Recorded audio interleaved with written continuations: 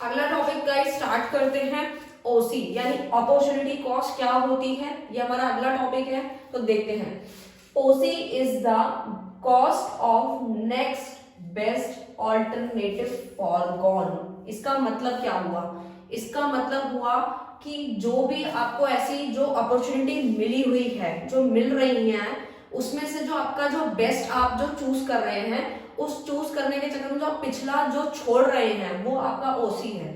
I hope, मुझे लगता है आप लोगों को ये लाइन नहीं समझ में आई होगी, डेफिनेटली नहीं आई होगी, मुझे पता है, क्योंकि मैंने सिंपली आपको समझा दिया। लेकिन नहीं, मैं तो आप लोगों को एग्जाम्पल दूंगी, वो भी अपने से रिलेटेड एग्जाम्पल दूंगी, ताकि आप लोगों को वो टॉपिक जो है इजिली समझ में आ जाएगा और आपको बुक भी पढ़ने की जरूरत नहीं पड़ेगी। इन शॉर्ट जैसे मैं आपको बताती हूँ वही वाला मेथड है। फॉर एग्जाम्पल अकाउंटेंट और दूसरे दो और ऑफर्स हैं, टीचर एंड एग्जीक्यूटिव। मैंने ऐसा क्यों लिखा?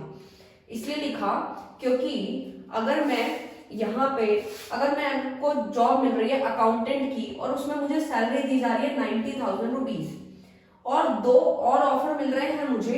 एक तो मुझे स्कूल में पढ़ाने के लिए एज अ टीचर रखा जा रहा है अकाउंट्स के लिए, तो 50,000 मुझे स्कूल में दिया जा रहा है, मतलब ये मेरे लिए एक अपॉर्चुनिटी है। और दूसरा, मुझे दूसरी कंपनी में एग्जीक्यूटिव की जॉब पे रखा जा रहा है और 60,000 रुपीज मुझे बताया गया कि मुझे इतनी सैलरी मिलेगी। अब मेरे पास तीन ऑप्शंस हैं। कौन कौन से? तो देखते हैं। सबसे पहला जो ऑफर मुझे मिला अकाउंटेंट का, उसमें मुझे 90,000 रुपीज सैलरी मिल रही है।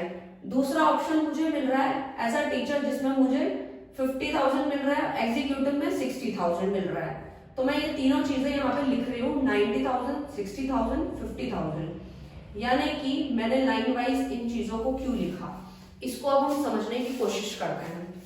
90,000 रुपीज, 60,000, 50,000, अगर मुझे ये तीनों ऑफर मिले तो मैं कौन सा चूज करूंगी? डेफिनेटली 90,000 वाला करूंगी, क्योंकि पैसा उसमें ज्यादा मिल रहा है मुझे और अपॉर्चुनिटी अच्छी मिल रही है। तो मैं क्या करूंगी?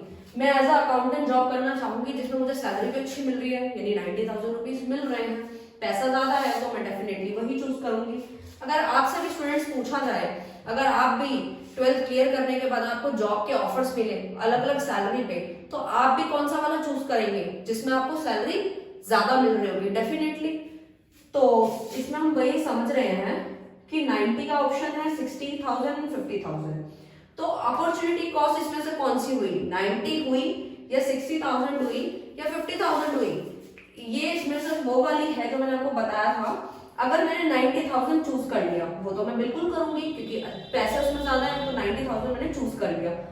जो मैंने चूज किया और जिसकी वजह से मैंने जो मेरा नेक्स्ट बेस्ट ऑल्टरनेटिव फॉरगॉन मैंने किया है, यानी 90 और 60 में अगर देखा जाए तो 90 चूज किया और 60 को छोड़ दिया।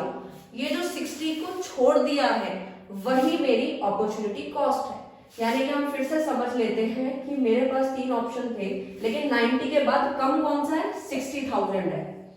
ठीक है, चूज मैंने ये वाला किया, लेकिन जो छोड़ दिया, जो छोड़ा है मैंने बेस्ट के लिए, वही मेरा अपॉर्चुनिटी कॉस्ट होगा। आई होप आप लोगों को अच्छे से क्लियर हो गया होगा। अगर नहीं समझ आया तो फिर एक और एग्जांपल से समझते हैं। तीसरा ऑफर मुझे एज अ टीचर का मिला था, जिसमें मुझे 50,000 रुपीज सैलरी मिल रही थी। अगर मैं इसको एग्जांपल से समझूं कि मेरे पास अगर 90,000 यानी अकाउंटेंट की जो जॉब है मुझे अगर नहीं मिल रही, सिर्फ मेरे पास दो ऑप्शंस है, एक मुझे 60,000 का ऑफर मिला और एक 50 का मिला, तो मैं किसको चूज करूंगी? 60,000 को चूज करूंगी, क्योंकि 60,000 मेरे को ज्यादा लग रहे हैं। 50 तो कम है, आप लोगों को भी पता है 60 ज्यादा है, 50 कम है, तो मैं 60 वाला चूज करूंगी, बिल्कुल करूंगी। अगर मैं 60,000 को चूज कर रही हूँ और 50,000 को छोड़ रही हूँ, ये जो छोड़ना हुआ यानी कि cost of next best alternative को फॉरगॉन किया है, यानी ये 50 को जो छोड़ा है वही मेरी क्या हो जाएगी? वही मेरी ओसी हो जाएगी, यानी अपॉर्चुनिटी कॉस्ट हो जाएगी। आई होप आपको क्लियर हो गया होगा topic. Thank you so much.